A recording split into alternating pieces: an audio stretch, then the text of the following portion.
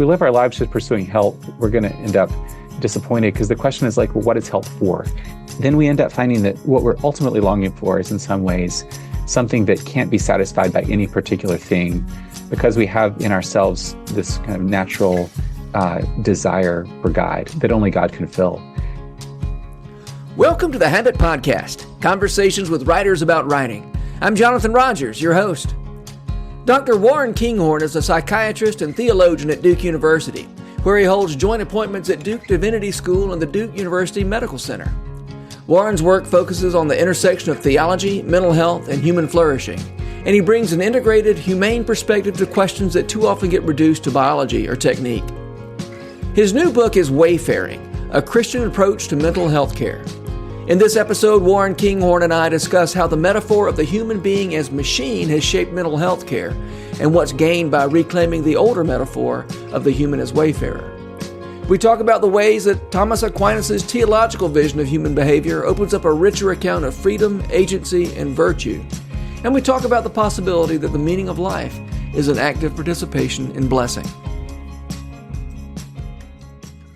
Warren Kinghorn, I'm so happy to have you on the Habit Podcast. I'm so excited about your book, Wayfaring, subtitle, A Christian Approach to Mental Health. A Christian Approach to Mental Health Care, and I'm so glad to be here. Thank you. Yeah, this is so fun. As I was telling you before we started recording, I just love this book. Maybe we'll just start with, first, give me the 90-second version. When people say, what's your book about, what do you tell them?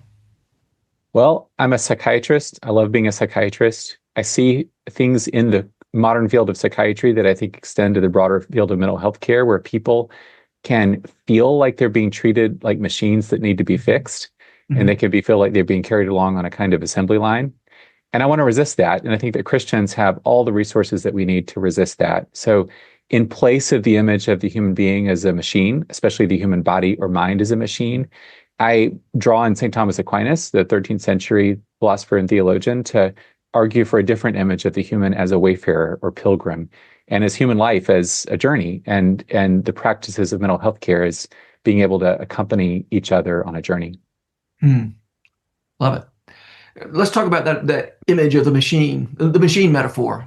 What are the dangers? What are the ramifications of thinking of people as machines? I mean, in one sense, it's been pretty helpful to. Yeah. I mean, it has been. To think of the human body as a machine, I think has been, it certainly has had its advantages. That's right. I think there are ways in which picturing the human body as a machine can help us to be able to see things I've been a physician now for over 20 years. I think I benefit in some ways from machine thinking in healthcare as a whole, in medicine specifically.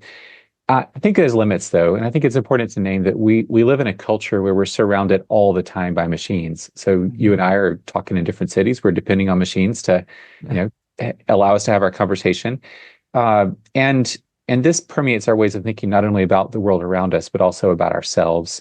And there's a particular philosophical history to this that we may talk about. So especially René Descartes in the early 1600s. Is known as the father of modern philosophy. We think of him because he came up with this. He articulated this idea of substance dualism, that the mind is a separate substance from the body, and we think about Descartes often as being the champion of the idea of the mind as completely disembodied, as immaterial, which Descartes did affirm. But just as important to Descartes' work was his affirmation that the body is a machine. And in fact, that all bodies, animal and human bodies, are machines, and all of the natural world is a matter of space and extension. So Descartes encourages us to think of nature as a machine. It didn't take long before subsequent thinkers began to apply that way of thinking of a machine to the human mind also, which Descartes would have resisted, but which others would go along with.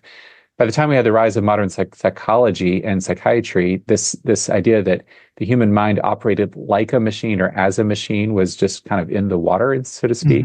It's something that Freud picked up on. It's something that a lot of early psychologists picked up on. And therefore, it shows up in our modern medical and mental health practices. I think apart from the history of it, though, I think it's just even the language that we use for ourselves often tracks with the idea of machine. So in my field of medicine, we talk a lot about burnout of physicians and nurses, pastors and others talk about this as well. but burnout is a mechanical image. Like what else burns out? I mean, rockets burn out, engines burn out, candles burn out. We talk about, going on vacation to recharge. We talk about, I have my water, my coffee in front of me to, refuel, if I get hungry. These are all like mechanistic images. We talk about resilience, which is a physics image of, an immaterial object that bends but doesn't break. And all these, I think, are mechanical images that we use to apply to ourselves. And I've learned from Wendell Berry in this as well as others, but if we insist on using mechanical images for ourselves, we're eventually going to find ourselves treating ourselves like machines. And so I think one just practical thing for us all to think of is how to resist mechanical industrial images for human beings, to replace those with creaturely images. So we're not machines that burn out and need to be refueled and recharged. We're bodies. We're living creatures who need to be fed and nourished and tended and cared for and held. This is befitting our nature as like embodied creatures of God, not just artifacts or machines. I could say more about the mental health care system and how I think that embodies this, but you may want to go a different direction, Jonathan. Well, one thing that I've been thinking about as you've been talking about the machine image is that the reason the machinery image is helpful is because it simplifies, like it takes an impossibly complex thing like the human body and simplifies. I can think about, the knee, for instance, and it does have some significant overlap with how machinery works. The knee does, and the shoulder, and all kinds of processes. But I think we can forget the fact that it's helpful because it what's the word I'm looking for? It excludes so much reality to simplify something that we can get our brains around, and then we think, aha, now I've got my brain around this thing. Right. And when we apply that to the mind, the soul, all our processes, I think it's really helpful to know it's helpful because it is a gross oversimplification. Yeah, that's right. And so that's not to say it's not helpful. It's to say it helps by excluding most of reality. That's right. And yet we still live with the rest of reality too. That's right. I mean, there are ways in which these mechanical images are very helpful because you're right. So my mother has had 2 knee replacements. I'm really grateful for the surgeons who figured out how to do that and to get that done. The knee is a hinge, but it's not just a hinge. It's not a hinge just like the hinges on the hinges of my front door are. It's a knee. It's much more complex than simply calling it a hinge. The heart is a pump, but it's not the same as the pump that pumps water into our water towers to come into our houses. It's a heart. It's an organic thing. So we tend to fix on mechanical images to help us to understand the body.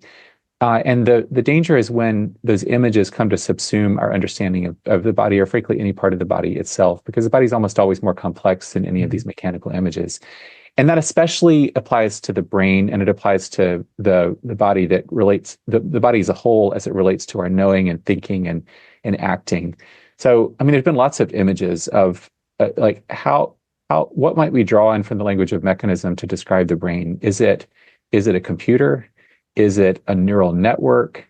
What is it? And I think all of these images have some benefit, but they always fall short because the brain and the body and the mind as our ability to extend not only to our own bodies but also to the bodies of others always eludes the mechanistic images that we might apply to them. So my complaint in the book, and I make clear that I kind of use the machine metaphor as something that I want to in many ways oppose, but I do think that there are times when mechanistic thinking can be helpful, and the medical model can be very helpful, which I have to describe more in detail. But I think it's the danger is when we reduce everything to mechanistic thinking, or reduce everything to the idea that we can understand mental health problems, for example, only by recourse to more and better elucidation of what's happening in the brain.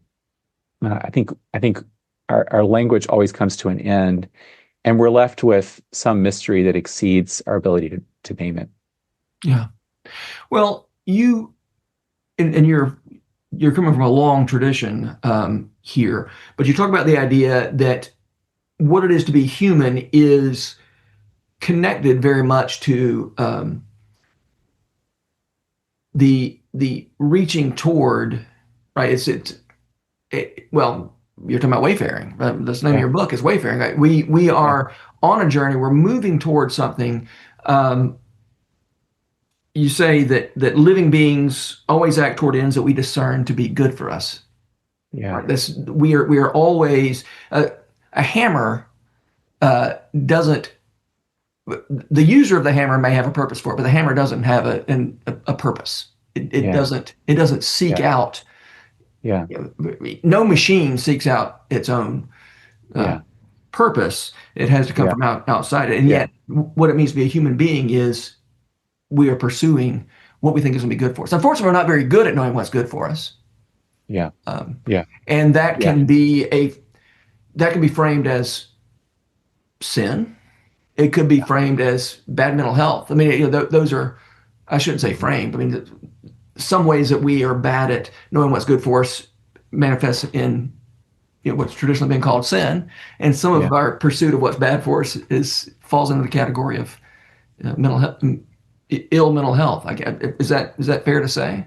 Yeah, well, those are obviously complex terms that we could unpack a lot more. I think in general, you're right that one of the distinction between living creatures and inanimate objects is that, or the central distinction is that living creatures have on Aquinas' terms, have within themselves the principle of their own movement. And so Aquinas talked about living creatures having within them the capacity for nutrition and for growth and reproduction as these internal principles that are given in creation. So plants can seek the sun and can absorb nutrients and can find ways to reproduce, and animals also, and human beings also.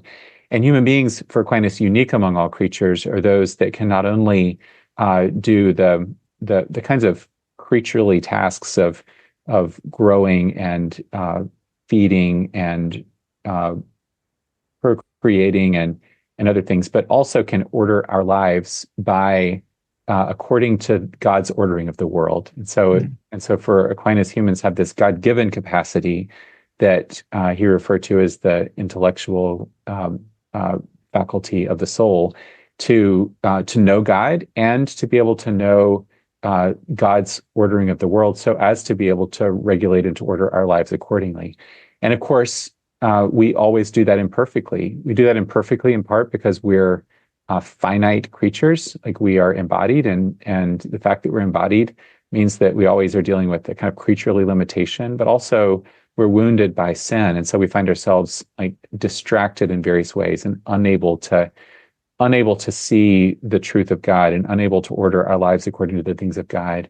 And of course, for Aquinas as a Christian, the answer to that begins with God's grace, that God in grace, specifically in the grace that comes to us in Jesus Christ, it enables us to be able to have within ourselves the capacity to once again find connection with, union with, knowledge of God and God's ordering of the world, so as to be able then to progress into the life of God. And Aquinas understood all of human life ultimately as God's good creatures. We're from God as our creator and as the one who has loved us into existence. We find ourselves now on a journey from God to God, and the end of our lives is in the life of God, in the beatific vision and union and praise of God that we find ultimately and perfectly only in the life to come, but we find in part in this life, and even just a glimpse of that in this life is an incredible blessing for us. Yeah. You, along those lines, you say that, and again, you're following Aquinas here.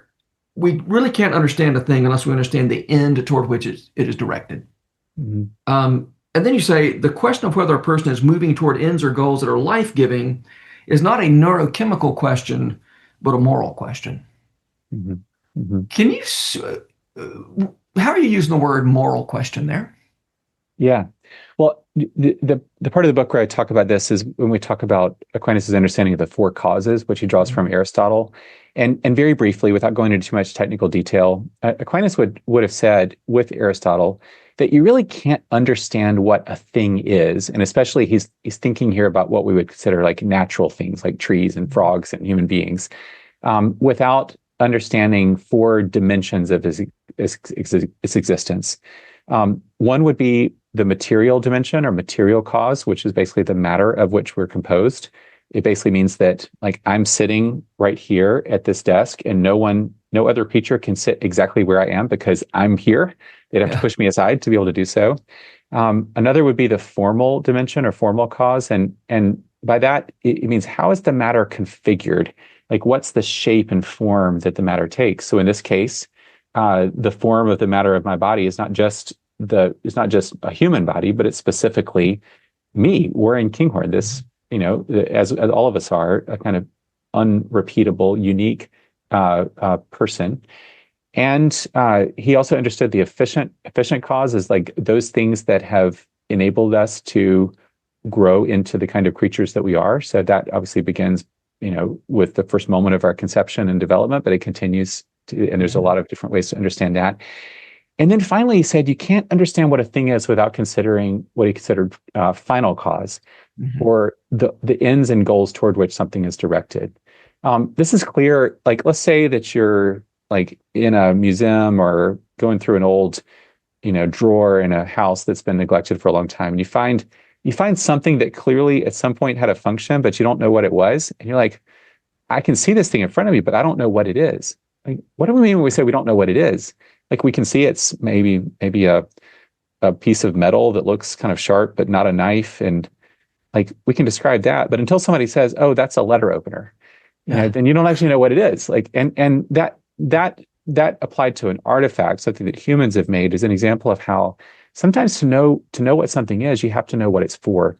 And Aquinas would have said the same thing about creatures, is that, we know in some ways what something is based on what it's for, and specifically the purposes and goals that constitute the life of that creature. And so we know what a snake is, or what a frog is, or what a tree is, in part by what those creatures do. And we know what a human being is, in part because human beings are those that live a human life that humans characteristically live, and a life of excellence, and that and in some ways to know somebody, to know a person, is not just to know like what matter they're composed of, or even what their body looks like, or how it's configured, or what brought that body into be, but it's to know something about them, like what kind of life are they pursuing. And that, I argue, is you can't reduce that to chemistry. Like you have to then to engage in story and narrative, and that's what I mean by these are moral questions. You can't ever get into a neurobiology lab or a physical chemistry lab and say, oh, now I understand Jonathan Rogers because I can see every way every cell of his body is put together. Because frankly, you could see all of that, but unless they knew of you as an artist, as a teacher, as someone who has had a long career in literature, and understand what that matters to you, they're not going to know you, nor any of us in this ways. Yeah. You can tell me if I'm overstating the case, because you've thought a lot more about this than I have. But is it in any way fair to say that science, as it has been defined for the last several centuries, is trying to do the first three kinds of causes that you're talking about and skip the final cause? Is that fair to say? Is that an overstatement? I think it's mostly fair to say that modern science focuses almost exclusively on efficient causation. How does something, how do physical causes in the world cause changes that result in the phenomena that we see? Indirectly, we also scientists would also care about the matter of which something's made and the form that takes, but that's almost always brought into the language of efficient causation. That said, I think there are, and I'm not a philosopher of science. I'm not certainly not a philosopher of biology, but there are those within the field of biology who argue that as much as some might want to strip like purposes Hmm. and final causes away, that actually, especially when you get into the into living things, you actually can't do so and still make sense of the field. So I think there is some Uh-huh. diversity of thought. Okay. Well, I'm glad to hear that there's diversity of thought in Yeah. that. Yeah. Because I think of, and this, probably just from surface level reading that contemporary science is sort of trying to get out of the teleology business. Yeah. And I think there's internal debate about that, especially in philosophy of biology and certainly within Mhm. psychology as well. There Well, was yeah. ways in which the early behaviorists wanted to actually take really in some ways all subjectivity away from study of behavior. And in fact, we found that you just can't do that and make sense of the phenomena. And so Uh, now modern psychology is actually a pretty diverse field where you have the people don't frame it in this way, but they're often thinking of the irreducibility of taking of story and narrative and purposes and goals as part of understanding like what it means mhm. to view a human being. So again, that's a way of saying you just can't get rid of teleology or the idea of Yeah. like to understand something, you have to understand what it's heading toward or what it's for. Yeah. Yeah. Um, okay. So help me bridge this idea of final cause teleology. What a thing is for, Yeah. um, with the idea of human agency and virtue. You write about human agency. You write about virtue. That one of these the signs of mental health is, um, or maybe the very basis of mental health is I have the agency to behave in ways that are, well, I'll let you define agency, but Yeah. You just used a word agency that's really important to me as a psychiatrist and also as a Christian. In medicine, we tend to focus on this idea of autonomy, which often has this Kantian ring to it as someone who is in some ways a ruler of their own actions, who sets their own law. And often the language of autonomy leads us to this idea of a kind of self-contained, self-choosing, self-governing individual oh yeah. and that's different from what Aquinas meant by free will and by freedom. And I think the word agency captures it better. Um, Let me back up and say there was a French Dominican thinker who drew on Aquinas named Servais Pinckaers, who wrote a book about 30 years ago called The Sources of Christian Ethics. And at the center of that book was a distinction between two conceptions of freedom that I think a lot of Christians will resonate with. One he called freedom of indifference. So this idea would be that this would be the kind of idea of freedom as just the capacity to do anything that we want, to have like perfect ability to choose our own path without any other constraints. And he said that's a kind of freedom that's treasured in our modern world, but it's not the best Christian understanding of freedom. Opposed to that is what he called freedom for excellence Mm. that actually does involve constraint and it involves law and it involves disciplines. It involves actually submitting ourselves in some ways to certain kinds of authority. And yet the freedom that emerges in freedom for excellence is not the freedom to be free of any other kind of constraint, but it's the freedom to live a life that's consistent with what's good. And that Mm. in living a life consistent with what's good, aiming toward what's true and what's good and what's beautiful, we actually find a kind of growth of interior freedom to be able to pursue those things with joy and with relative ease and in a way that Mm. actually we find the growth of freedom in that freedom for excellence. So when Aquinas talks about agency, or when I use the word agency to describe Aquinas's view, agency is not just like freedom from any kind of constraint, but it's specifically the growth of the ability to act for purposes and goals in the world.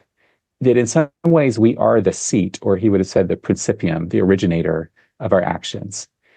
So how when I pursue a relationship or a new academic opportunity in my role as a professor, or a new clinical opportunity in my role as a physician, or do something different with my church or something like that? How am I doing so in a way that I am choosing to do so based on reasons that are good? I'm not constrained or coerced by others, or especially by my own internal like dynamics, but to be able to do so, to freely choose to pursue a path that's consistent with what's good. And we grow in our ability to do that. And so someone who is for example, in the vice grip of addiction or a kind of substance use disorder, finds their agency constrained. They can actually choose to do things, but they can't choose freely. They find themselves like their range of action, the capacity to be that agent who's able to freely act for purposes and goals is constrained. When somebody's in a situation of significant social deprivation, they're incarcerated, or they're in a really untenable financial situation or unstable housing, also their agency is constrained because of these external things that happen. So the growth of agency is in part related to external factors, but it's also related to like how we orient ourselves toward what's good. And for Aquinas, this podcast is called Habit, and for Aquinas, habits are grooves of our thinking and acting that enable us to then be able to think and act in particular ways with ease and pleasure. And habits that are consistent with what's good are called virtues. Habits that distract us and that enclose us are called vices. And so for Aquinas, the moral life is about the cultivation of habits that enable us to act toward what's good and true and beautiful, and ultimately toward God and toward the life of God, and to be able to do so with ease and pleasure. And that's why I think the language of virtue can often seem kind of patronizing and moralizing, but I think the language of virtue is really important for thinking about mental health, but also about the work of art, because it involves what does it mean to be able to act in a way that's free and open to the world as it is. Yeah, that language of ease and pleasure is, I think, can be surprising to somebody who's used to thinking of virtue as buckle down, do the hard thing. Even the language of do hard things is a kind of a catchphrase for what it means to live a good life. And I certainly don't think that a life of virtue precludes doing hard things, but the doing of hard things, the fact that it's hard is not the clue that it's virtuous, I guess I would say. Yeah, that's right. And I think that's right. And I think that pursuing a life of virtue does entail finding things hard, especially when we're first starting out. Yeah. But you're right that the cultivation of virtue often allows things that previously were really hard to be easier, frankly. Not always, but sometimes. Yeah. And to give a couple of concrete examples of how our modern ways of thinking about virtue, I think, doesn't actually convey what Aquinas means. Two virtues. One would be the virtue of prudence. Like when we think about prudence, one is it's a very kind of Victorian, archaic term, but also it tends to convey like to be prudent is to be cautious, to be constantly like almost afraid to act because we're wanting to be prudent. But for Aquinas, the virtue of prudence or prudentia was, he understood it as a cardinal virtue, and it basically is the capacity in complex situations to be able to step into difficult situations and to just have a kind of ability to sense what the right thing is to do. So think of somebody who, is just good at what they do. They can step into a room where there's tension and they just know what to say and what to do. They can step into a difficult relationship and be like, I think I have some sense of what needs to happen here. That's what prudence is for Aquinas. And it's what we all want for ourselves. And when you see it in somebody else, it's really beautiful. I had a tow truck driver show up after a fender bender. Yeah. And he was amazing. He was just, his whole, all day, every day, he was coming to sit, somebody's worst day that they'd had all month.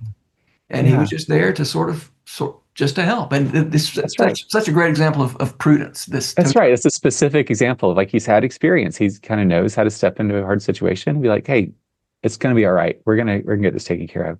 Same way, virtue of self-control. I mean, we in our culture, we think of self-control or temperance as like always just restraining ourselves and like, it's so hard to be controlled about what our eating or whatever it is. But and that is part of what self-control is. But for Aquinas, self-control fundamentally has to do first with, like, what does it mean to care well for ourselves, to give our bodies what our bodies actually need, instead of what we think we need, that actually makes it harder for us in the long run. And so a different understanding of self-control is like, how can I actually learn to care for my body in a way that actually is sustainable and good and healthy, And so those are the different ways in which, like, reframing virtues away from just like things that seem patronizing and moralizing toward things that seem life-giving and freeing, I think is really important for us. Yeah. And, along the same lines, the way Aquinas talks about courage is it leads to cheerfulness. Absolutely. Yeah, that's right. The connection between cheerfulness and courage, I think is fascinating. And you didn't use the phrase just then, but you could have said, self-control leads to ease and pleasure. And yeah, that's right. That's right. Yeah. That's right. But also, you mentioned prudence as being able to step into a situation and know what to do. I think it's worth pointing out, but it's going to lead to kind of the next thing I want to talk about. The way Aquinas talked about prudence was being open to reality. To That's right. Instead of defining my own reality, which, by the way, can make for a lot of misery for a lot of people. That's right. As I align myself with reality and resist the temptation to believe that reality is, what I want it to be, or reality is, or the desire to bend reality to my own purposes. Yeah. Which I think maybe in some ways, well, I guess that's guile. That tendency to bend, to attempt to bend reality to my own purposes. That's right. But the idea that there is a reality that's outside us that I didn't invent, and as I conform to that, I'm prudent, and I know, I can be the best tow truck driver in the world because I am aligned with reality. And I've stepped into a situation where people feel unmoored. I mean, there's a car accident makes you feel unmoored from reality, and this tow truck driver comes in and says, he's more moored, I guess is the word I'm looking for. That's right. And when Aquinas talks about prudence in the Summa Theologiae, he has a list of in a kind of technical term, he calls them quasi-integral parts of prudence, but they're basically like, what are the kind of building blocks of the development of prudence? And I can't list all of them from memory, but they include things like circumspection, like the ability to just notice what's around you. They include a kind of awareness of the past, an ability to look toward the future. It does include some amount of caution, like not acting too rashly, but it also involves a kind of freedom to be able to act.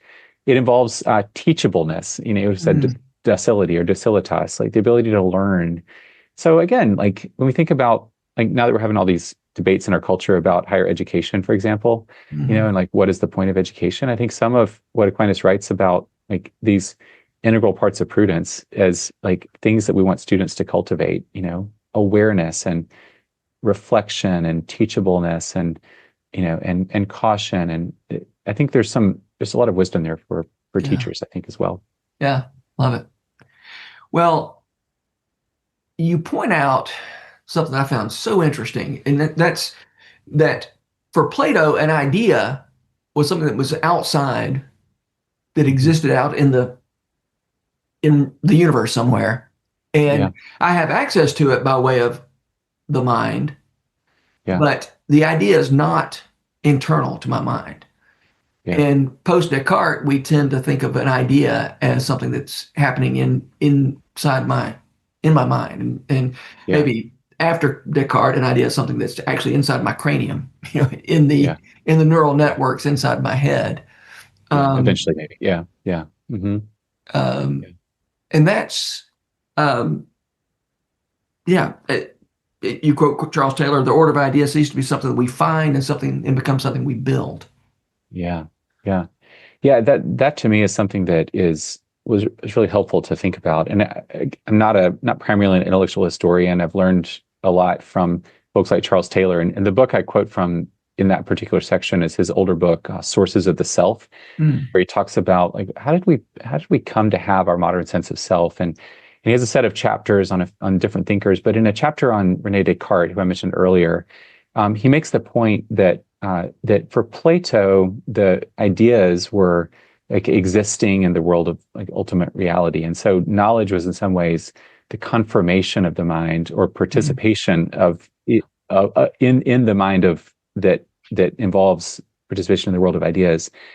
Christian thinkers like Augustine, but also especially Aquinas, had a slightly different understanding of ideas as those things that were like in some ways part of God's mind. And so Aquinas talks about the divine ideas as ideas that in some ways were cognized by God, but also the ideas became, some have argued the ideas are like exemplar causes in the world. And so God, there's a divine idea that is something like an idea of a particular creature, and that the creation of particular creatures like flows from those divine ideas. Creation, Aquinas always understood creation as different from the creator is different from the creation. There was always that distinction, but yet creatures conform in some ways to exemplar ideas in the mind of God. And when Aquinas talked about like reason, like he often would talk about God's reason, God's ratio, which is in some ways God's providential ordering of the world that participates in God's mind. So in all of those eras of human history, in the early church, in the in the medieval era, to have ideas was in some ways to participate in something real outside of yourself, and ultimately to find yourself in some ways maybe even united in some way, to the mind of God. So ideas are something that you discover in the sense of like, I discovered a mountain that I didn't realize was near me. There are things outside of you that, oh, I'm so happy to have like come into contact with this thing outside of myself. Whereas for Descartes, Descartes rejected that as any idea that that the meaning of things or the purposes of things are known within the things themselves that direct us to God. Descartes substituted that with a representational approach to knowledge, where ideas were things that not only we formed within ourselves by our own like mental activity, but that we could then gain certainty of as in some ways representing the world or the reality that's outside of us, which he understood as a world of space and extension. So Taylor argues that since Descartes, we've tended to see ideas as like things that are ours. Like, I had an idea. This is my idea. It's inside me. I can patent my idea. I can write about and copyright my idea because it's mine. And he says that's just not the way that human beings would have thought before the Enlightenment. And that's Taylor's argument, and I find that very interesting. So it seems to me there's a connection here between the idea of autonomy for Descartes, maybe, and anybody who believes that ideas in our sense of reality comes from inside.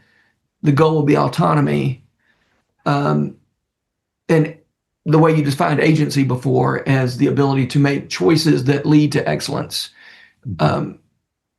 From the perspective of mental health, what difference does it make whether my ideas come from inside me or whether ideas are something else? Yeah, well, it's a great question. How do we think about mental health? I think one thing to notice is that we very rarely talk in our mental health culture about what mental health itself is. We talk a lot about mental illness, we talk about mental health problems, but we don't actually talk about mental health. And I think there's reasons for that, because frankly, it's hard to do.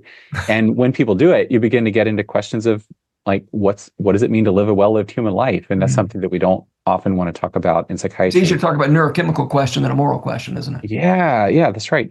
That's exactly right.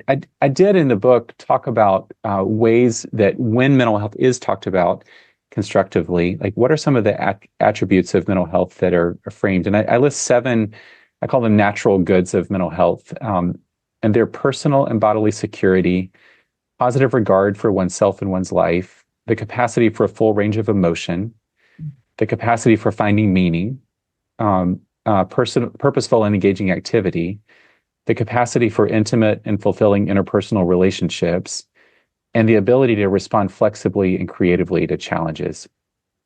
And those are, that's not meant to be an absolute comprehensive list. There may be others that people would add, but that kind of gets to the core of what I think modern psychologists, psychiatrists, theorists, when they talk about mental health, what they're getting to. And and it's a good list. I think Christians can affirm that all of those are things that we'd want for ourselves, we'd want for our children, we'd want for our students and our, and our colleagues and our friends, our neighbors. I think the problem with that, though, is that if any of those one things is pursued for its own sake, if I live my whole life just pursuing personal security, then that becomes the goal of my life, and I end up making decisions that might prize my security, but at the cost of my relationships or at the cost of others who are made less secure by my security. If we spend our lives pursuing like intimate and fulfilling interpersonal relationships, then great, like we can pursue those. But if the point is just, if we're always asking like, is this relationship intimate and fulfilling enough? Like, have I arrived yet? Then we end up pursuing things, we value things too highly, and they end up kind of imploding in front of us sometimes. And that can be the case with any of those goods, as good as they are, pursuing, meaning. Like you can live your life pursuing meaning, but then what happens when you like all of a sudden get tired of pursuing meaning? Like, so I think this is where Aquinas would say all these are goods, but they're goods that always point us towards some other good that we're always left desiring. And he famously says, like, wealth is good, but it's not good as an end in itself. Honors are good, but it's not good as an end in itself. Health is good, but if we live our lives just pursuing health, we're going to end up disappointed, because the question is like, well, what is health for?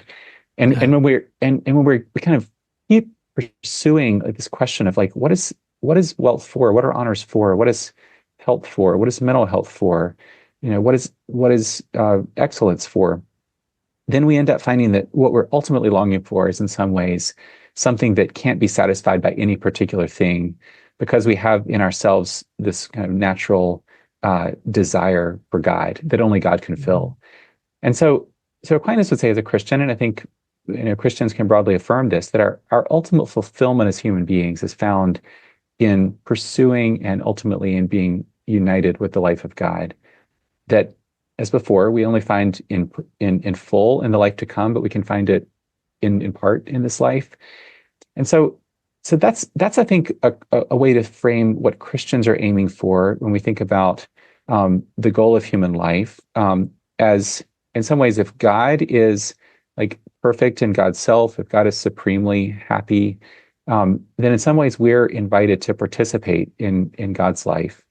So if God is truly blessed, then we can find in this life a kind of participation in the blessedness that God is and God's blessing. So that's why when I try to think about how to translate Aquinas' Latin term beatitudo, which would be a kind of his interpretation of Aristotle's term eudaimonia, which is often translated happiness or flourishing, I think both of those are good, but they're not sufficient. So I render that term as participation in blessing.